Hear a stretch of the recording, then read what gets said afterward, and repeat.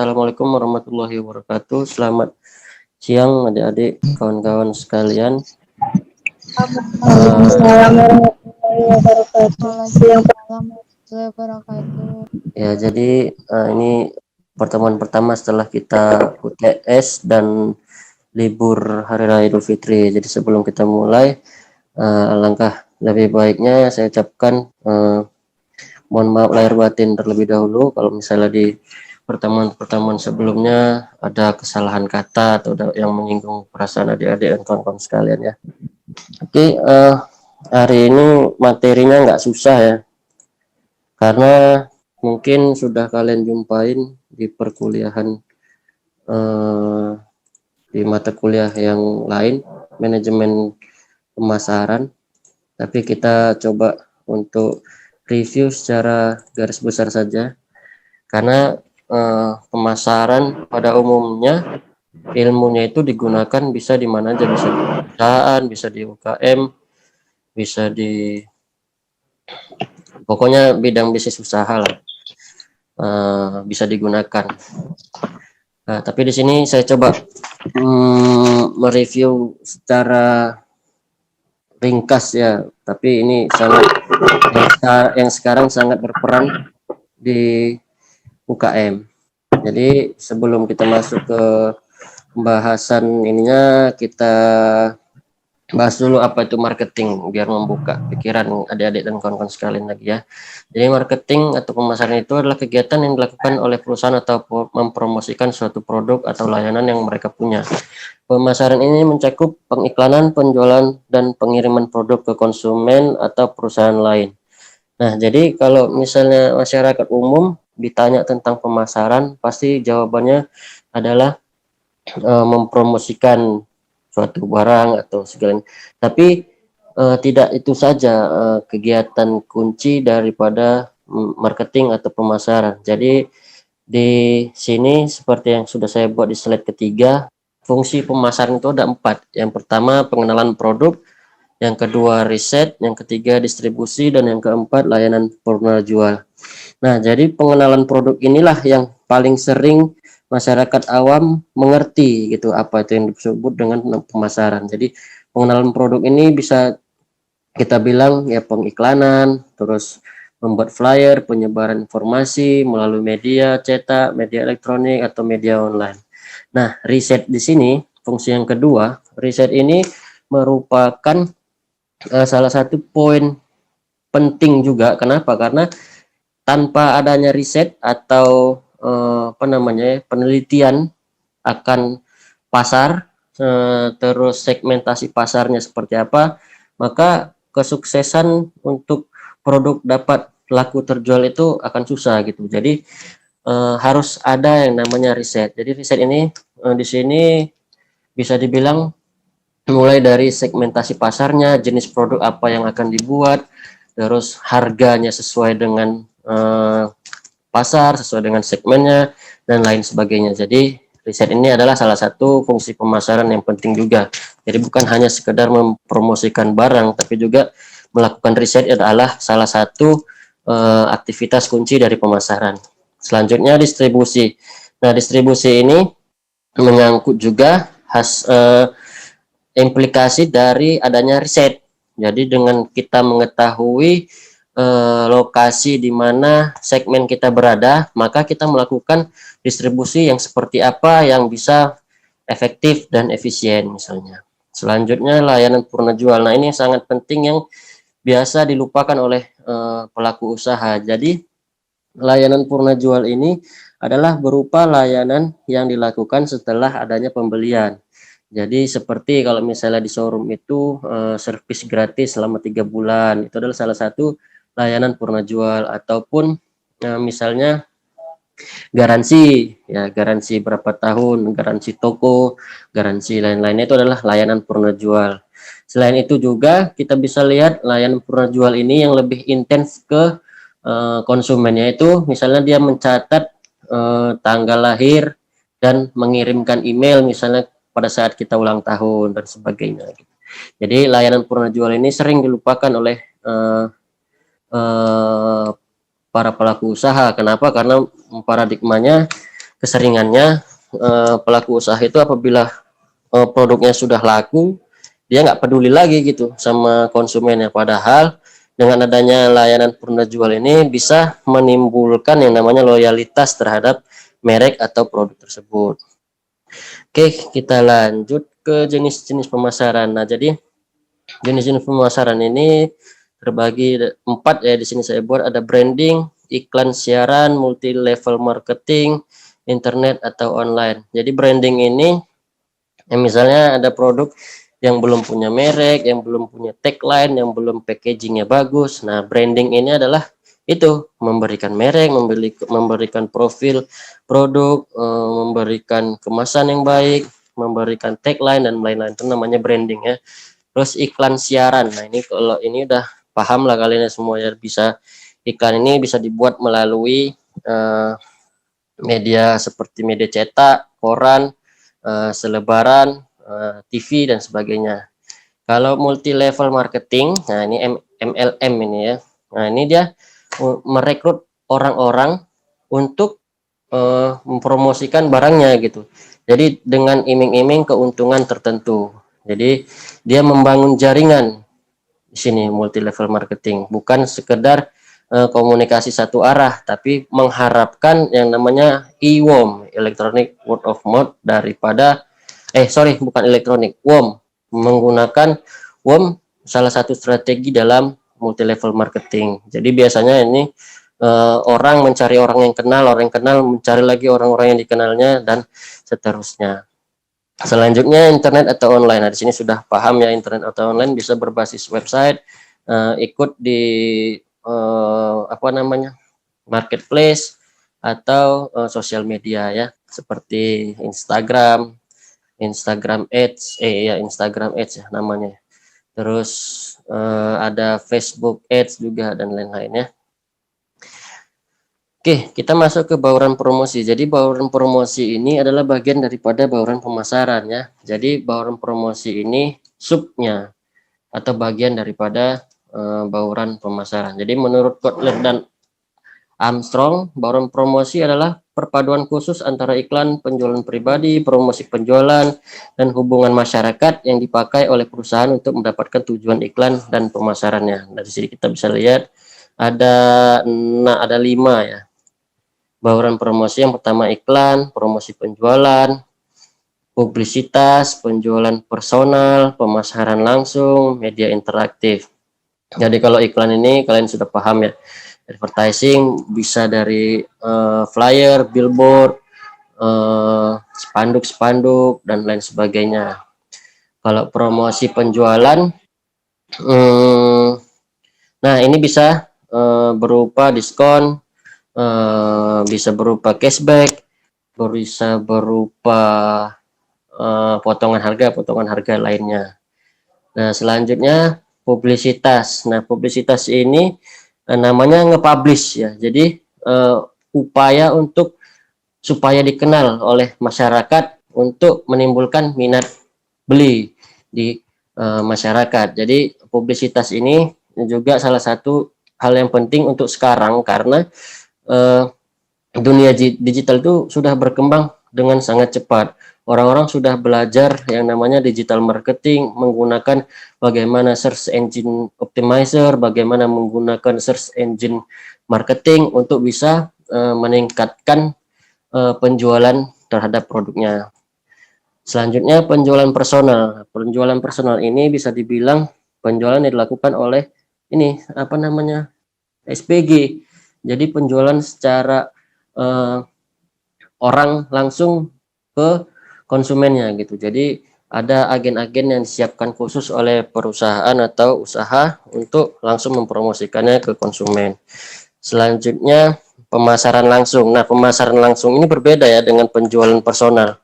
Pemasaran langsung ini bisa berupa seperti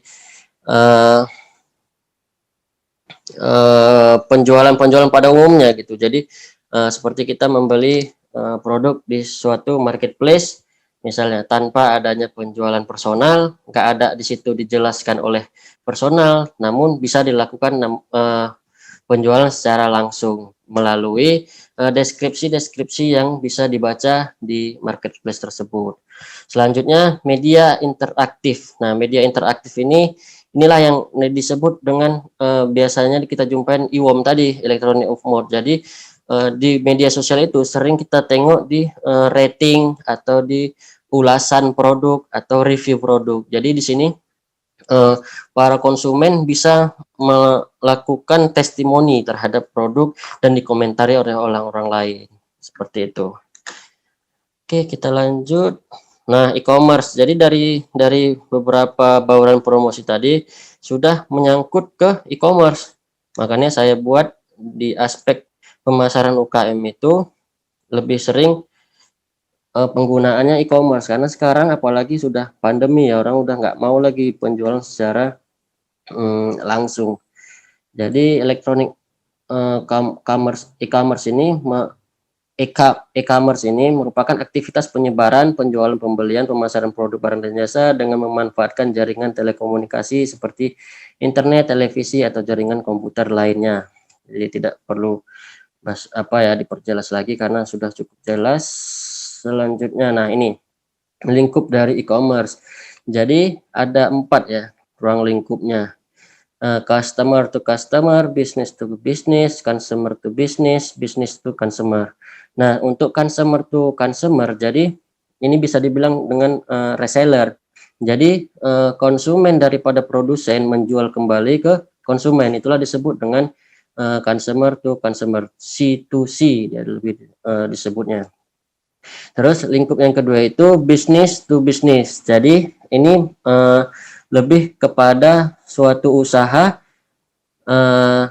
produsen kepada produsen gitu. Jadi seperti misalnya produsen bahan baku sepatu, misalnya produsen sol sepatu menjual barangnya ke pembuat sepatu atau pengrajin sepatu. Nah, itu kan dia nggak ke konsumen langsung, tapi ke bisnisnya gitu.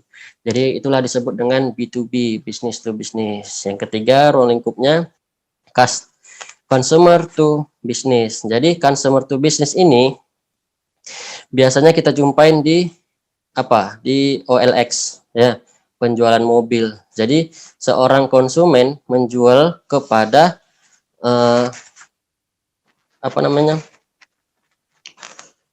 distributor bisa dibilang. Jadi kalau misalnya kita ingin kita memiliki suatu produk, kita menyertakan spesifikasinya. Nah, setelah itu ada showroom mobil, misalnya showroom mobil second yang berminat untuk membeli daripada mobil yang dipakai oleh konsumen akhir tadi. Nah, itulah disebut dengan consumer to business. Bisa juga yang lain seperti ada seseorang menginginkan produk misalnya mobil dengan nggak usah mobil lah, menginginkan sebuah rumah dengan spesifikasi misalnya dia memiliki lebar sekian, ada ruang tamu, ada ruang belajar, ada teras, ada kamar tidur, kamar mandi dan sebagainya. Nah, di sini langsung ditangkap sama perusahaan advertising, perusahaan yang bergerak di bidang arsitektur. Nah, makanya dengan adanya consumer to business, jadi consumer itu menyertakan spesifikasi yang diinginkannya sehingga ditangkap oleh perusahaan untuk melakukan penjualan atau melakukan jasa seperti tadi jasa arsitektur tadi untuk membangunkan rumahnya sesuai dengan spesifikasi yang diberikan sama konsumen tadi. Selanjutnya e-commerce business to consumer. Nah, ini udah biasa ya. Jadi distributor produsen ke konsumen itu sudah biasa, seperti yang kita lah ini, kita membeli sepatu langsung ke produsen sepatu atau toko sepatu misalnya seperti itu.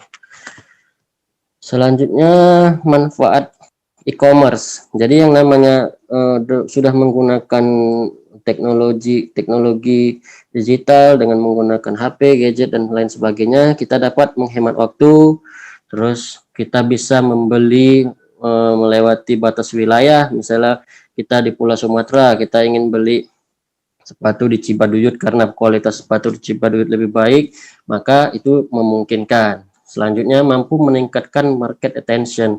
Nah, Di sini maksudnya kalau kita sudah bergerak di bidang e-commerce ini, kita melakukan apa namanya promosi itu lebih gampang gitu, lebih gampang dan mudah untuk konsumen cari, apalagi sudah optimize dia dengan standar-standar Google misalnya. Jadi orang yang ingin mencari apa langsung ada di Google dan ketemulah dengan usaha kita.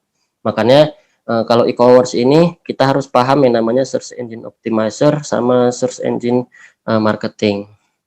Selanjutnya mampu meningkatkan customer loyalty. Nah, dengan demikian sudah pasti kalau misalnya dia suka dengan barangnya, misalnya kita menjual dengan online, kita ramah membalas chatnya, kita cepat merespon terhadap pesanannya, maka ini bisa meningkatkan customer loyalty. Selanjutnya mampu meningkatkan supplier management. Nah, ini meningkatkan supplier management ini artinya dengan kita sudah menggunakan e-commerce, kita sudah tidak payah lagi untuk nge-supply barang. Jadi kita sudah menaruh produk-produk itu berdasarkan klasifikasi-klasifikasi yang udah ditentukan. Itu namanya query ya. Di query jadi di sistem, jadi sudah gampang. Selanjutnya mampu mengurangi biaya operasional. Sudah pasti yang namanya sudah menggunakan media digital, kita tidak harus merekrut orang banyak-banyak untuk melakukan penjualan. Selanjutnya dapat mempersingkat waktu produksi, ya udah otomatis dengan ada pesanan langsung muncul di website kita, misalnya kita bisa langsung melakukan produksi tanpa ribet harus ada apa namanya perantara lagi atau calo-calo misalnya. Selanjutnya selalu buka. Nah, ini kelebihannya, setiap saat, setiap waktu usaha kita buka, apalagi di marketplace, jam berapa aja kita bisa pesan, namun di prosesnya mungkin memang pada saat jam kerja. Selanjutnya manajemen persediaan otomatis. Nah, ini saya bilang tadi yang di bagian meningkatkan supplier management, ini adalah salah satu manajemen supplier. Jadi manajemen persediaan otomatis ini biasanya di website penjualan itu ada, dia kita bisa buat satu produk, misalnya kita jual mouse dengan merek ini, warna ini, total yang kita punya di gudang misalnya ada 10 gitu. Jadi kalau misalnya udah laku satu, dia otomatis terkurangi sendiri di website. Jadi nggak kita checklist, nggak kita hitung lagi secara manual karena sistem sudah melakukannya. Selanjutnya mempermudah pembayaran karena dilakukan secara online. Nah, ini udah pasti kalau kita belanja online banyak media yang bisa kita gunakan, bisa menggunakan e-wallet, bisa menggunakan transfer bank, bisa menggunakan virtual transfer bank dan lain sebagainya. Oke, mungkin itu saja. Jadi aspek pemasaran di dalam UKM ini tidak sulit ya. Karena sekarang itu kita nggak mesti menjual barang itu dengan otot, tidak mesti menjual barang itu dengan upaya fisik yang lebih. Jadi dipergunakanlah namanya e-commerce. E-commerce itu sudah dijelaskan tadi, segala aktivitas jual beli yang menggunakan media internet, televisi dan lain sebagainya tadi. Oke, sampai di sini ada yang ingin dipertanyakan? Dipersilakan.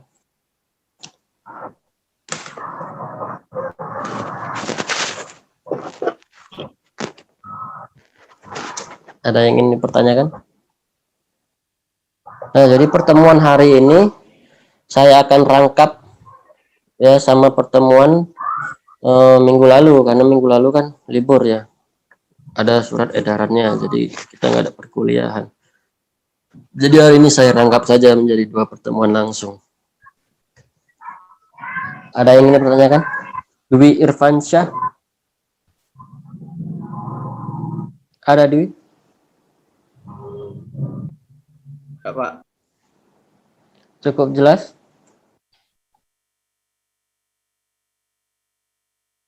Immanuel? Enggak ada, Pak. Nggak ada. Siapa nggak masuk? Si Nurul ya? Enggak kayaknya, Pak. Oh ya, nggak masuk. Dira, ada yang mau tanya Dira? Tidak, Pak. Tidak. Oke, kalau nggak ada yang nanya, saya mau tanya dulu sama kalian ini. Kira-kira bagaimana caranya suatu usaha yang baru masuk ke marketplace yang saingannya begitu banyak? Apa yang kira-kira bisa dilakukan supaya usahanya itu nampak? Karena misalnya dia menjual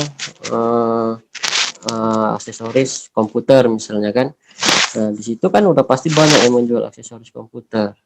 Bagaimana caranya si pelaku usaha ini muncul di halaman pertama di marketplace itu? Kira-kira ada yang bisa jawab nggak?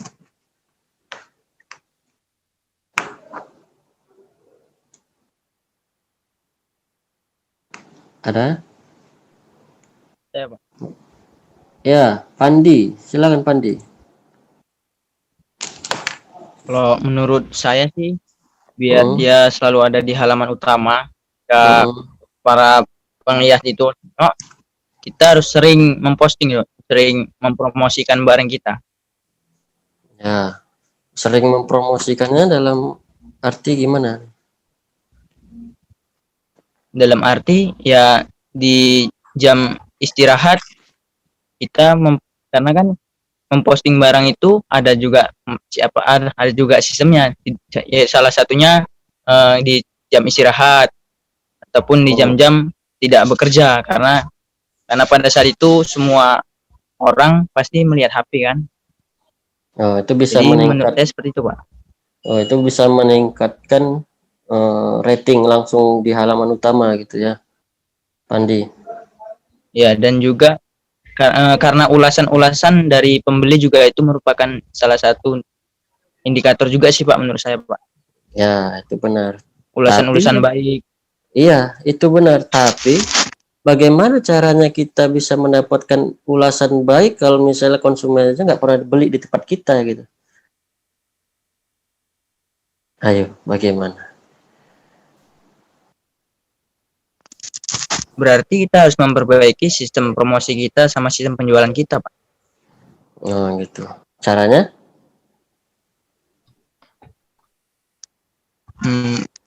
Bisa jadi gimana ya, memperbaiki promosi, yaitu model ataupun model barang ataupun model foto yang diberikan ataupun kata-kata yang diberikan gitu, Pak. Oke. Nah, saya lengkapi lagi. Yang dijawab Pandi sudah cukup baik, namun kurang kurang lengkap. Jadi yang tadi saya sebutkan search engine optimizer itu bekerja di mesin pencarinya Google. Nah, segala apapun yang ada di internet itu akan ketemu di Google. Kalau kamu mau cari kamu ketik aja lah mouse laptop atau beli mouse laptop gitu lah misalnya, atau beli keyboard PC apa gitu, pasti yang keluar langsung marketplace dengan produk tersebut. Nah, caranya di situ ada kalau kita mau upload produk, kita kan mengetik di deskripsi ya. Ada judul barangnya, deskripsi barangnya gitu kan. Nah, jadi kalian, kalau ini saya kasih saran kalau ada yang jualan online ya di marketplace, gunakan judul itu dengan kata kunci yang paling sering dicari. Caranya macam mana? Caranya kalian lihat di Google Trends. Misalnya kalian klik aja, kalian ketik aja mouse gitu. Terus apa di situ? Mouse apa, mouse apa, mouse apa. Atau misalnya spesifikasi mouse seperti apa. Nanti kamu deskripsikan di kolom deskripsinya, atau dengan kata kunci lain yang bisa digunakan, yang bisa dimasukkan ke dalam kolom deskripsi di suatu produk. Jadi orang-orang mencari barang itu sekarang kadang nggak langsung membuka marketplace, aplikasi marketplace-nya. Kenapa? Karena bisa jadi di satu marketplace ini, di marketplace lain nggak ada barangnya, di marketplace ini ada, di ini nggak ada. Jadi kalau kita cari di Google pasti langsung ada gitu. Jadi ketahuan di marketplace apa yang ada barang itu. Nah, itulah salah satu fungsi kita belajar e-commerce ya. Salah satu kita fungsi belajar digital marketing. Jadi kalau kalian yang klaster 2 nih, mahasiswa-mahasiswa yang dipersiapkan untuk menjadi seorang manajer, nggak usahlah seorang manajer, seorang pelaku usaha nanti misalnya kan, kalian bisa praktekkan gitu. Dan bukan itu aja, kalian bisa menggunakan hyperlink. Jadi yang dari link link yang penjualan tadi bisa kalian share untuk meningkatkan frekuensi orang mengklik. Kalau orang lebih sering mengklik link itu, maka akan terekam di Google. Itulah kata kunci yang paling sering dicari gitu. Nah, itulah yang kalian harus lakukan untuk supaya itu tadi tampil di halaman utama gitu. Dan yang tadi Pandi bilang meningkatkan kualitas gambar, nah itu benar, tapi harus diperhatikan juga semakin besar ukuran daripada file atau gambar akan memberatkan download, membuka itu makin lama gitu. Jadi bagaimana kita menyajikan gambar yang baik tapi tetap dengan ukuran yang kecil. Jadi dibukanya lebih cepat. Jadi Google itu mencari yang seperti itu, yang lebih efisien, lebih cepat waktu dibuka, itulah yang bakal di rating di halaman pertama atau di rating di urutan teratas. Seperti itu. Oke ya. Jadi cukup paham yang jualan online, ada yang jualan dari Instagram pun bisa. Jadi Instagram dengan Facebook itu kan sudah jadi satu gitu kan. Kalian bisa buat Instagram itu terkoneksi dengan fanpage-nya Facebook. Kalian bisa juga melakukan penjualan dari Facebook, namun terkoneksi dengan Instagram dan lain sebagainya gitu. Apalagi dengan Google udah pasti semuanya ini. Kalian cari apa, kalian ketik aja. Kalau misalnya kalian sering menulis atau kalian sering ada jual produk gitu dengan nama kalian, atau kalian punya akun marketplace apa gitu, kalian ketik nama kalian di Google itu pasti langsung keluar seperti itu. Kalau kalian cobalah cari nama saya, jadi semua apa aktivitas yang saya lakukan di internet itu kan muncul gitu. Saya ada website, saya ada media sosial, saya ada video, ada saya punya channel YouTube, saya punya ini, jadi langsung terkoneksi dia. Jadi seperti itu. Jadi konsepnya kalau digital marketing itu dia adalah saling terhubung gitu. Jadi jangan menggunakan kata-kata yang berbeda, judul yang berbeda, deskripsi yang berbeda, padahal produknya sama. Jadi semakin sering kata-katanya diulang, maka akan semakin baik dibaca, di query namanya kalau di istilah IT-nya. Oke, ada yang ingin ditambahkan atau dipertanyakan lagi?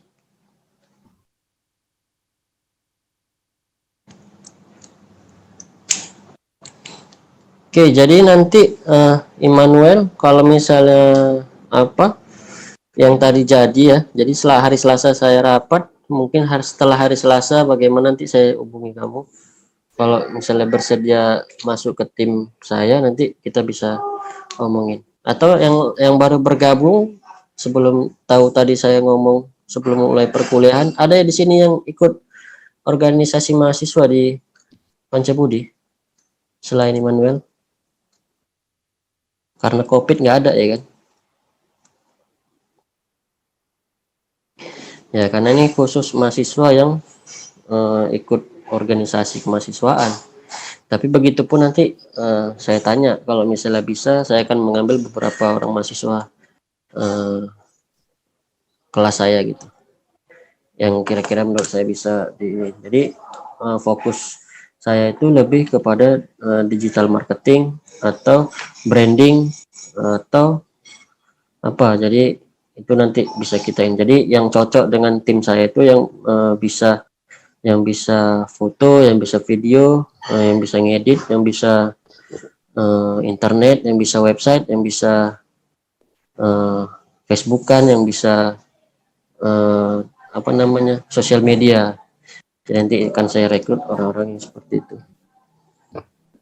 Oke, saya rasa cukup. Absen sudah saya share di kolom chat, silakan diisi. Ini adalah absen untuk 2 kali ya hari ini ya. Jadi nggak apa-apa kalian absen aja sekali karena udah pasti merangkap 2 kali. Jadi nanti pada saat saya memasukkan nilai absensi di ujian akhir terisi dia. Oke, ada yang ingin ditanyakan lagi? LD, ada yang mau ditanya LD? Tidak, Pak. Pandi nggak ada? Tidak, LD? Pak. Oke, sudah cukup jelas. Jadi UTS kemarin bagaimana, nggak ada masalah kan? Nggak ada, Pak. Ya, orang bisa buka Google kok. Oke lah, sampai jumpa minggu depan. Semoga pertemuan hari ini dapat bermanfaat bagi kita semua.